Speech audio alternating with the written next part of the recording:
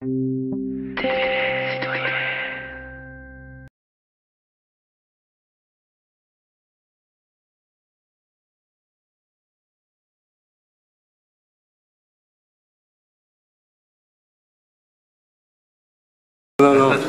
André, alors vous partez sur Chambéry manifester avec la trompette.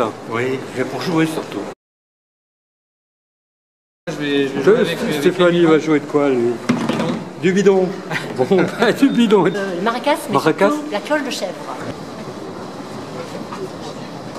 Lors de votre descente du train, prenez garde à l'intervalle entre le marchepied et le quai.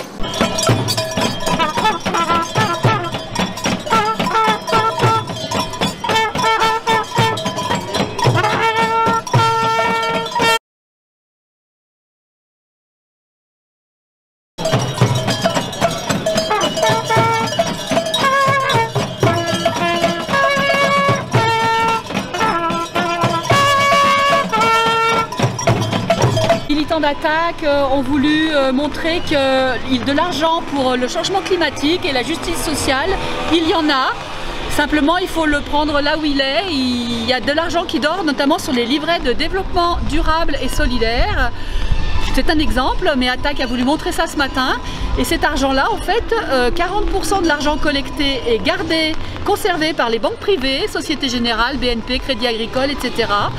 Et en fait, ils sont incapables, on est allé leur demander ce matin, ils sont incapables de nous dire sur quel projet cet argent-là est dirigé. Donc en fait, il est dans un pot commun et les banques en font ce qu'elles veulent. Les citoyens qui mettent de l'argent sur ces livrets en étant persuadés d'agir pour le climat, eh bien en fait, nous sommes désolés de leur dire qu'il y a probablement 4% de cet argent qui est vraiment dirigé sur des entreprises qui œuvrent pour le renouvelable, etc. Mais 4% de l'argent récolté en France. C'est absolument scandaleux. La prise de conscience évolue. Et ça, c'est une très bonne chose. Les appels à l'action se multiplient.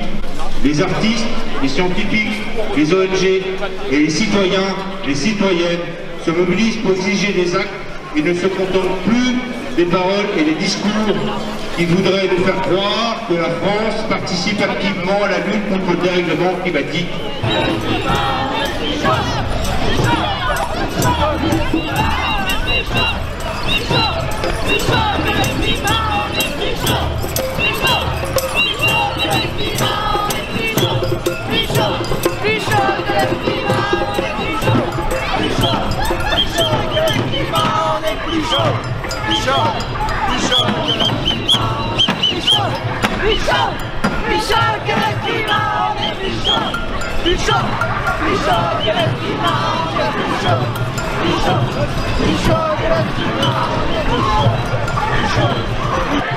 Je trouve ça génial parce que ils font une farandole, ils sont tous la main dans la main et en fait...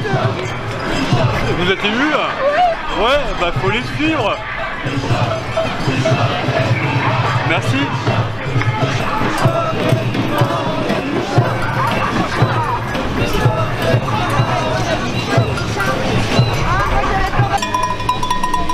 Mais vous avez un gilet jaune, vous? Oui, j'ai les deux. Les deux? Et vous coagulez les deux mouvements? Non, c'est parce que je suis cycliste. Ah d'accord.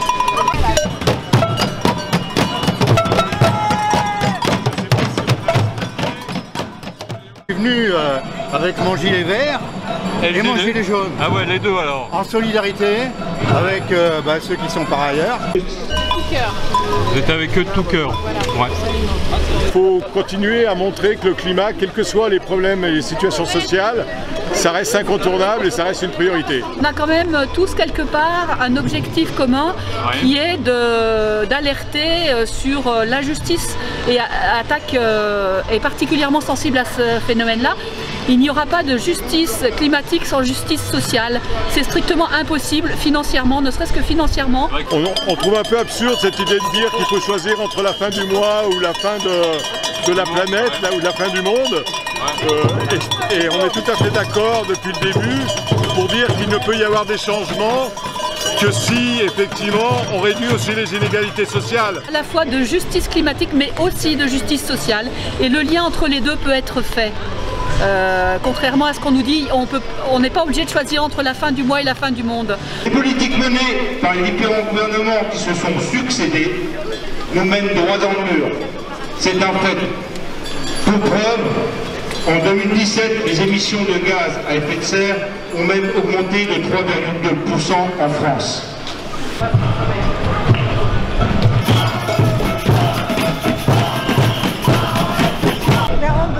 Nous ne savons pas ce que c'est comme manif.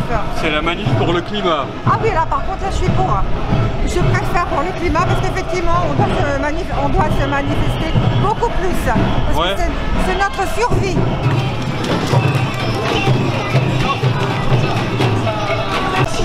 Donc vous êtes sculpteur, vous organisez donc une taille de glace pour les enfants. Voilà, là c'est vraiment un atelier sculpture sur glace pour les adultes et enfants. D'accord. Un tout petit bloc et par rapport à la manif pour le climat, comment vous vous situez là?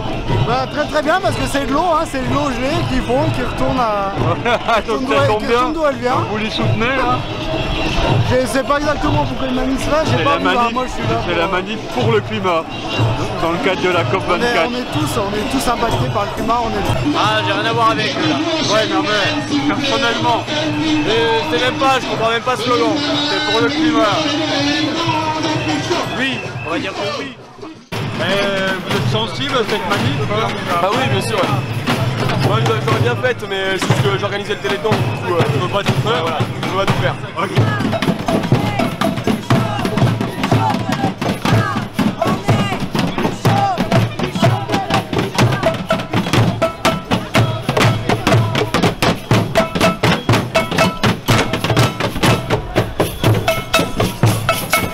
Si notre terre et notre mère, nous sommes les enfants indignes parce qu'elle nous apporte tout ce qu'on a besoin pour vivre, voilà, toutes ces ressources qui sont nécessaires à notre survie et que, en contrepartie, nous on la pille, on pille les ressources sans conscience, sans vraiment réelle conscience que voilà, qu'elle pourra très bien se débrouiller sans nous, mais nous on ne pourra pas se débrouiller sans elle. D'accord. C'est pour ça qu'on est les enfants indignes. Okay.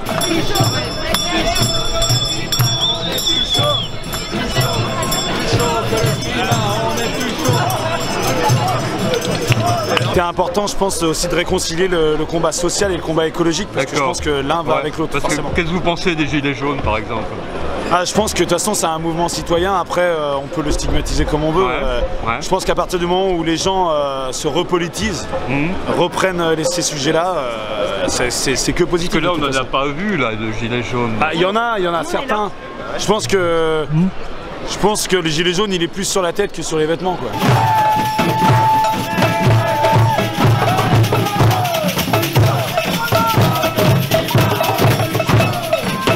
Pour moi, en tout cas, moi je l'interprète comme quelque part, peut-être, on veut que ça change, mais on veut pas que ce soit la gauche ou la droite, on veut que le système en lui-même change.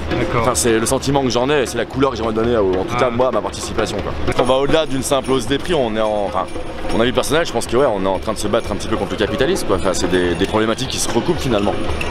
Le monde, il sera, enfin, en l'occurrence, ce qui se passe en France ça sera plus pareil. Depuis ce qui s'est passé le 17 novembre, c'est que le gouvernement, lui, a pris conscience que les gens, même s'ils votent plus de façon massive, ils ont quand même en eux la volonté de vouloir changer les choses, ce qui se passe autour d'eux. Et pour nous, les choses elles ont changé aussi depuis le 17 novembre parce que on se rend compte qu'on n'est plus tout seul, quoi. C'est plus un ou deux cas isolés de personnes qui veulent changer les choses. Oui, qu'il y a du monde. Voilà, on est nombreux, ça transcende les classes, ça transcende les pauvres, les riches. Oui, il y a un peu tout le monde. Ouvriers, voilà. Et je pense que c'est ça qui est super important. Ce qui est en train de se passer, c'est que justement ça transcende tout. Moi personnellement, je vote pas.